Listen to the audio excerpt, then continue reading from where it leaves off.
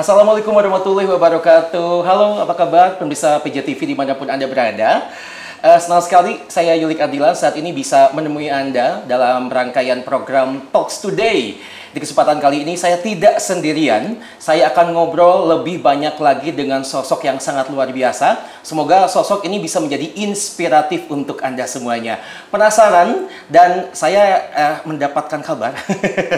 Jadi memang sosok yang satu ini adalah seseorang yang akan atau yang saat ini menjabat sebagai wakil dari Ketua Apindo atau Asosiasi Pengusaha Indonesia di Cianjur dan juga Ketua HRD Cianjur Club. Penasaran siapakah beliau? Langsung saja kita akan berkenalan dengan Bapak Gangan Solehudin SH.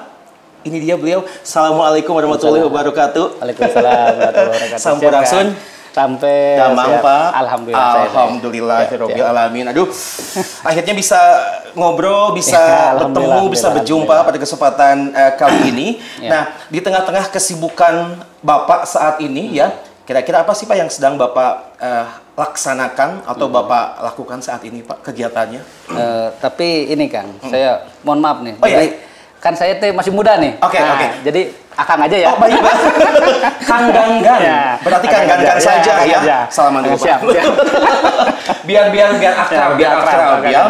Boleh Kang Gangan. Kira-kira saat ini memang kegiatannya atau sedang sibuk apa nih, Kang? Ya, kalau hari ini sih saya memang sedang mencoba membangun ekonomi mandiri masyarakat. Khususnya ekonomi mandiri di majlis-majlis taklim ataupun pesantren-pesantren.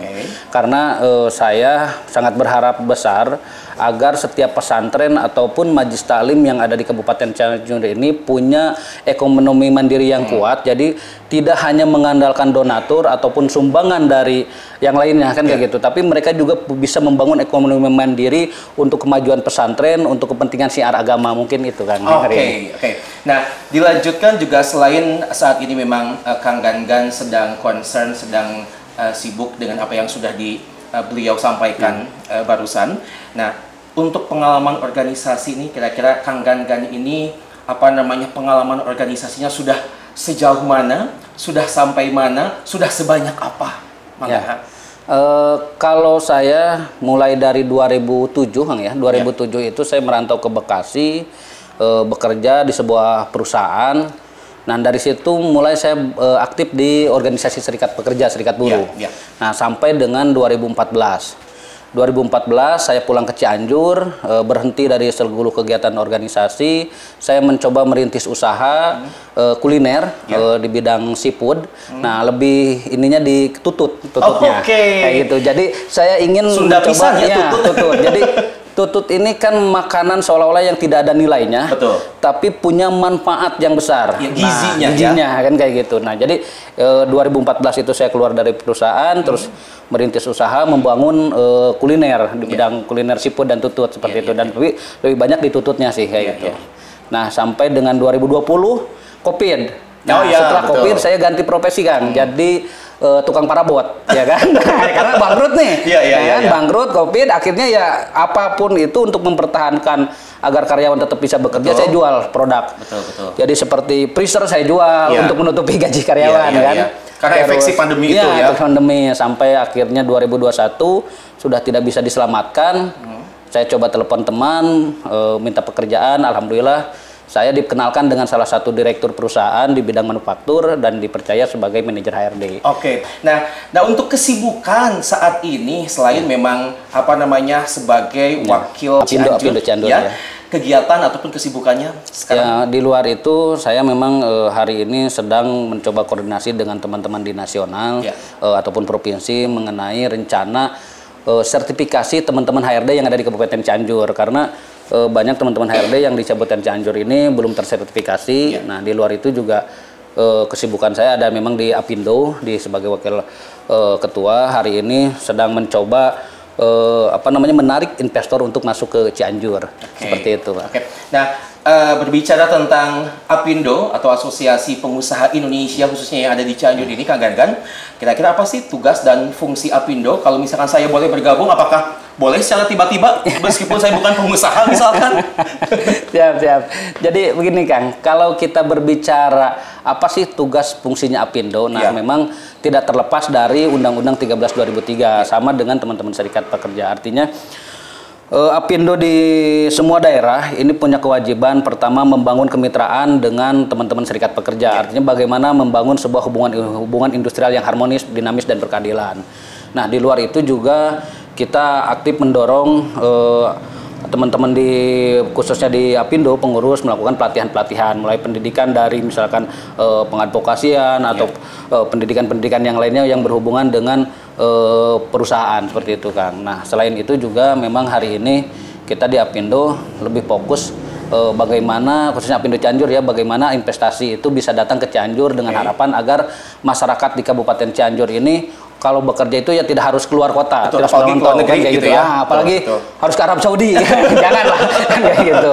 Ya kerja ya di Cianjur aja seperti itu. Itu yang hari ini sedang kita fokuskan begitu. Betul. Nah, juga perihal target. Nah, target Apindo keanggotaan atau peserta Apindo ini khususnya di Cianjur mungkin bisa dijelaskan, misalkan dengan daerah lain apakah ada perbedaan khusus seperti itu?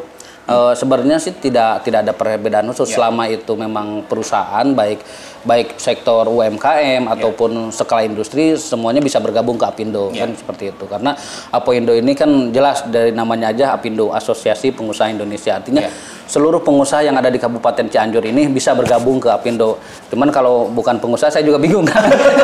Misalkan MC nih Pak, saya nih mau gabung berarti harus punya usaha dulu berarti ya? Ya, seharusnya minimal memang seharusnya idealnya punya perusahaan dulu seperti itu. Atau misalkan bisa saja misalkan karena dengan kemampuan Akang gitu, misalkan nanti dari Apindo merekrut untuk sebagai tenaga ahli di Apindo seperti itu. Jadi tidak mesti harus menjadi pengusaha juga sih sebenarnya kan gitu. Selama Akang misalkan punya keahlian, punya skill yang memang dibutuhkan oleh di Apindo, pasti kita akan merekrutkan gitu sebagai tenaga ahli di Apindo. Oke. Nah, selanjutnya kira-kira bagaimana kondisi atau misalkan Apindo Cianjur saat ini sedang dalam proses apakah, sedang ada program apakah gitu? Nah, kalau Apindo hari ini sih memang untuk programnya salah satunya tadi yang seperti di awal memang yang sedang saya lakukan adalah pembangunan ekonomi mandiri di setiap pesantren-pesantren dan majelis talim.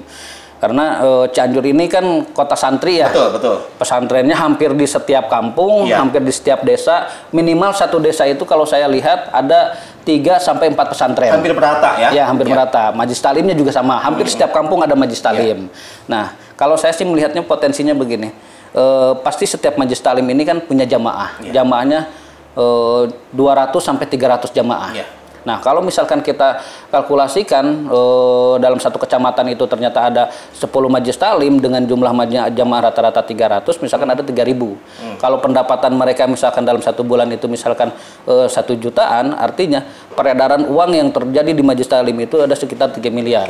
Dan itulah yang harus ditangkap oleh para pengurus majelis talim. Kesempatan itu artinya bagaimana majelis talim ini bisa membangun sebuah ekonomi kreatif, ekonomi mandiri untuk kesejahteraan para jamaahnya seperti itu. Oke. Memang kondisi saat ini kayak majelis taklim berbeda jauh dengan ketika zaman-zaman dulu mungkin ya. Sekarang lebih ada eksplorasi, lebih ada perkembangan yang sangat pesat. Jadi mungkin Apindo ini concern untuk bisa masuk ke ke dalam program-program yang si majelis taklim akan dilaksanakan sekarang seperti itu ya. Nah, juga selain itu kira-kira Kang Gangan divisi-divisi atau misalkan struktur yang ada di organisasi Apindo Cianjur itu ada seperti apa aja? Ya, memang kita ada beberapa divisi lah ya. Ada ketua sudah pasti, ada wakil ketua itu ada 2. Ada bidang organisasi dan bidang hukum dan advokasi. Terus ada juga bagian di bidang investasi. Ada berbicara UMKM, bidang UMKM, terus ada hubungan eksternal dengan pemerintah seperti itu. Banyak sih Kang gitu kan. Jadi memang tergantung daerahnya masing-masing.